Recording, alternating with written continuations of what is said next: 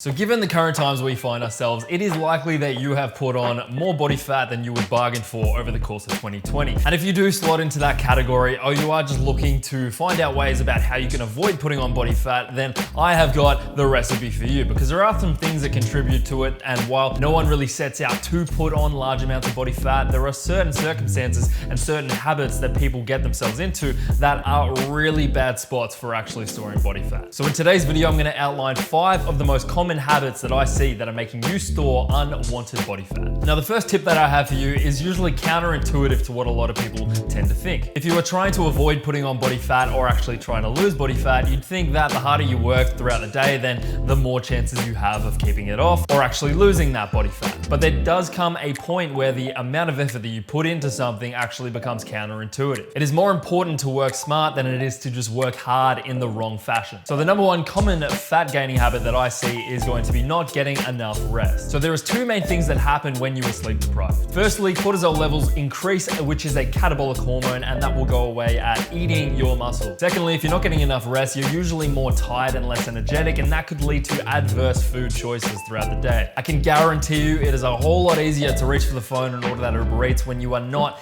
in an energetic mood, when you're not well rested, you just don't feel like cooking something, and sleep and rest and recovery all plays into that. It is so damn important, guys, to focus on a longevity of things as opposed to trying to get there really, really fast. And so if you find yourself scrolling through TikTok at 2 in the morning, I implore you, put your phone down. For the love of God, go to bed. It is going to be so much better when you wake up in the morning, well rested, ready to dominate the day ahead. Now, whilst I am drinking an iced latte, which isn't really a whole lot of calories, this is along the lines of one of those very, very common fat gaining habits that a lot of people incorporate in their day-to-day lives, and that is incorporating a lot of high sugary or high caloric liquids. These are things like soda cans, Coke, Sprite, Pepsi, everything else in between, Frappuccinos, milk, chocolate milk, strawberry milk, and all these kind of assortment of liquids that a lot of people just don't factor in when they are counting up their calories for the day. This another one is freaking coffee is the biggest culprit of this. I'm not gonna lie. Like, this here is probably 100 calories, if that. Like, the milk isn't really that crazy. I use an almond milk unsweetened and it doesn't add too many calories. But for the most part, guys, if you're getting a Frappuccino at Starbucks, or you're making 4 to 5 coffees a day with some milk, some heavy milk or some full cream milk, then you're adding an extra 1,000 or 1,500 calories just like that. And even if you decide to track these calories throughout the day, they're still not going to be contributing to your success as much as a nice full complete meal would. And that brings me on to the third common fat gaining habit, and that is snacking around the clock. So what I want you to do, yes, you right there, I want you to save grazing for the cows. Prioritizing larger meals will lead you to feeling fuller for longer. Trust me, it is very, very easy to snack every hour on the hour and feel like these calories just do not add. But I can definitely assure you that that handful of almonds like 5 times a day is gonna add up. And if you are not keeping track of your calories, you're gonna be putting on unwanted body fat throughout that day. Not to mention that breaking your eating up into larger meals will give you a better idea of exactly what you are eating on a day-to-day basis. This will also afford you the ability to make healthier meals as opposed to, having one snack, which is just,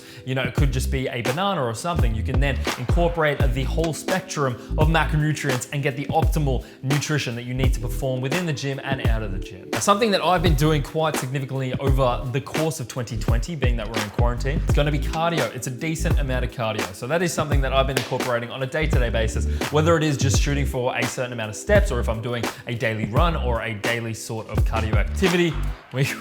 Now more than ever, it is imperative that you keep on top of your cardiovascular health. Not only for your overall health and well-being, but if you are trying to avoid putting on that extra poundage, then this will play a very pivotal role in that. Now, your aerobic exercise will not only contribute to a better aerobic output, but it will also help support healthy insulin levels. Not to mention that the extra calorie burn will actually help you in avoiding going over your calories for the day. So one of the best ways you can go about doing this is just set yourself a step goal. So if you have a Apple Watch or you have any kind of other watch that can track your steps, then go with that. Shoot for something between 10 to 15,000 steps per day. Or if you just want to incorporate just one long walk for a certain amount of time each and every day. Or if you want to do a run or a bike ride or whatever else is in between, if you want to box your sister or your cousins or your spouse or your husband, whatever it is, just make sure you are getting in your daily cardio. Now, something that I have not been doing over this quarantine period, and something that I used to struggle with a whole lot, is unconscious eating. This is sitting in front of the television or sitting in front of a YouTube screen or whatever it is, and then just inhaling a packet of chips. It's just not a very, very good situation to be in, because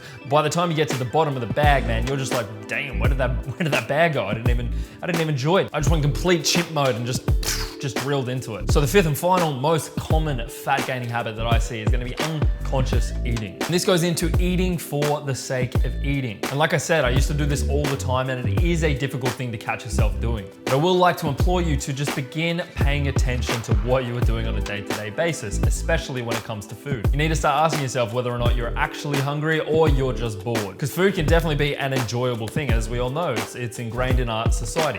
And so if you eat a slice of pizza, you get a mad dopamine rush, you can get into that habit. So just make sure you are paying attention to the food that you're actually putting in your body. Because as we all know, we have been there. We have one cookie and all of a sudden all the cookies are gone. We didn't even think about it. So just keep present with the foods that you're intaking. And furthermore, on top of that, if you do enjoy to have a snack while you're watching a television show or some Netflix, what I would recommend to you is to incorporate some sort of healthy alternative to what you would normally have. So if you do enjoy the crunch of a chip or a cookie or some ice cream, then go for a healthier, lower calorie alternative. So if you do enjoy the crunch of some chips, why not go for a packet of baby carrots? They have the same, taste, they have the crunch factor, and they're gonna be a whole lot better for you, especially on the caloric side of things. Last but not least, guys, if you are going to be having some sodas or some drinks out, let's say you go to Starbucks, what I would recommend to you is just being present with the choices you are making. So if you are getting a nice coffee, why don't you just check into how many calories that thing has, because you could be absolutely shocked. Like a Frappuccino, just a basic